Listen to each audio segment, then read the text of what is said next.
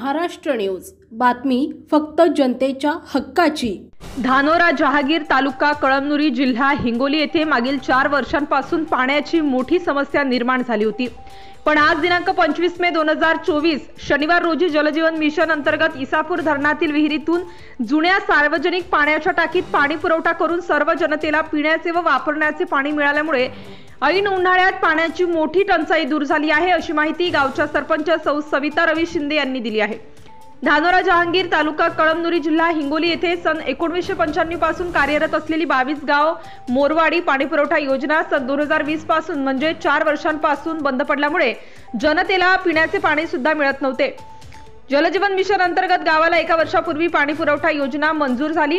इसापूर धरणात पाण्याची विहीर करून पाईपलाईनद्वारे गावातील पाण्याच्या टाकीत पाणी आणण्याच्या योजनेचे काम प्रगतीपथावर आहे।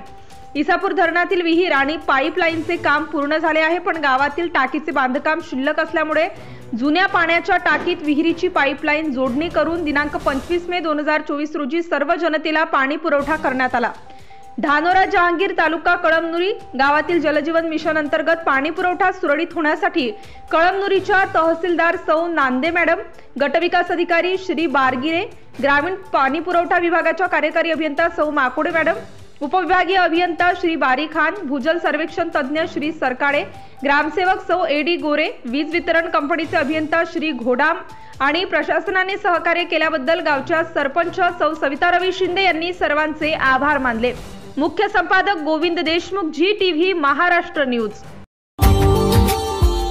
Subscribe now and press the bell icon. Never miss an update.